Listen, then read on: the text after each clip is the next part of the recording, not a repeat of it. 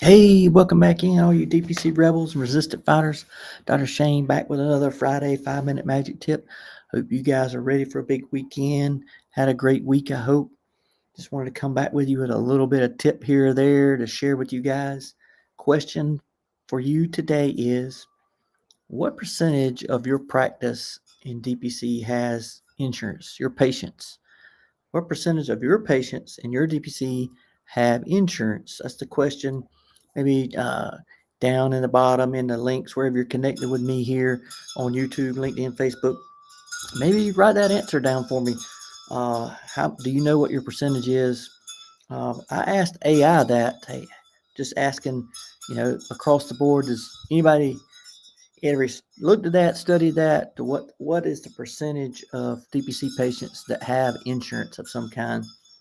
And looked at two different AI models, and around 70 to 90%, it says, of DPC patients have insurance of some kind, maybe high deductible, maybe standard insurance, state health, whatever.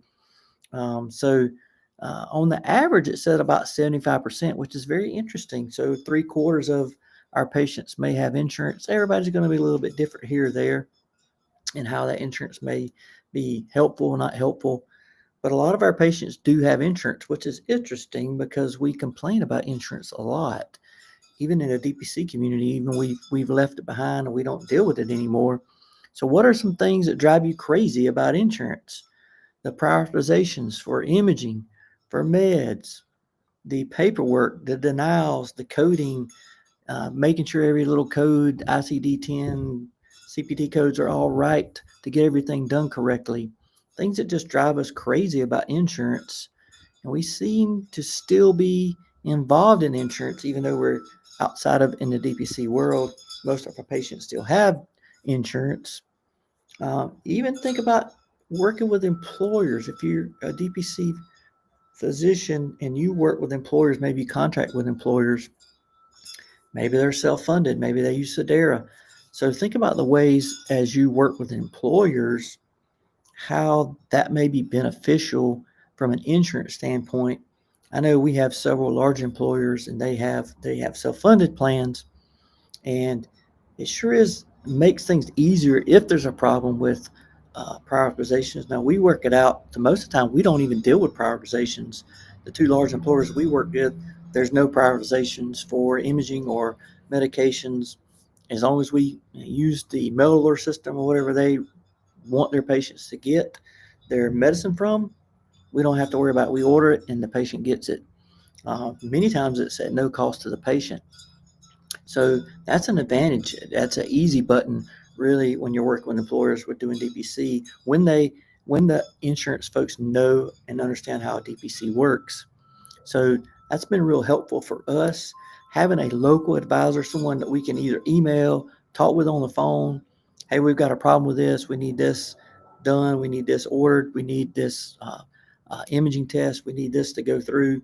And it's way easier to deal with a local rep, someone that you know that's working for the employer, to talk to someone, get someone on the phone to get the help you need, but also to set it up in the beginning to where you're not having to worry about those prioritizations. Or if you set it up correctly, some of the denials and paperwork just gets 1,000 times better, especially if they will put you in the loop. So you're involved in setting up that plan, the primary care side, which is a really good way to go about doing it.